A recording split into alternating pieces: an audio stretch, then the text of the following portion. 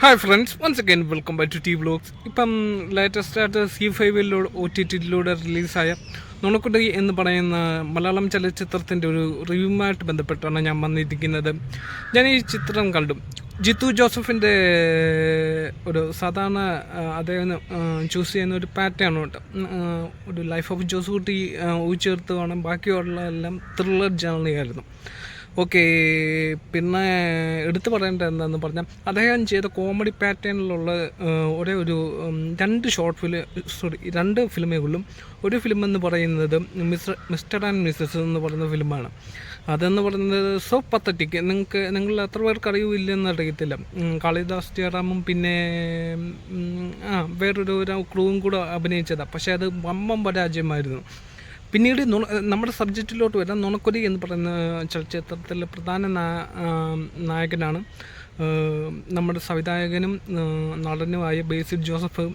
അദ്ദേഹത്തിൻ്റെ ഒരു പ്രത്യേക ക്യാരക്ടറിലൂടെയാണ് ഇത് കടന്നു പോകുന്നത്.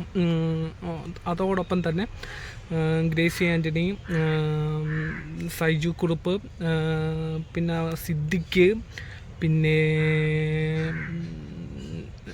മനോജ് കെ ജയൻ, പിന്നെ ബൈജു കൊട്ടാരക്കര, അങ്ങനെ തുടങ്ങിയ ഒരു അല്പം ലെവലായിട്ടുള്ള നല്ല രീതിയിലുള്ള കാസ്റ്റും പെർഫോമൻസും ഒക്കെ ഉണ്ട്.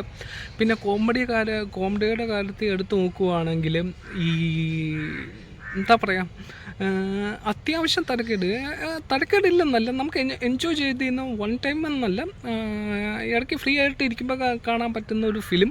തിയേറ്ററിലാണെങ്കിൽ ഒന്നുകൂടി എക്സ്പീരിയൻസ് ആയിരിക്കും. പക്ഷേ എനിക്കത് തിയേറ്ററിൽ കാണാൻ പറ്റിയില്ല.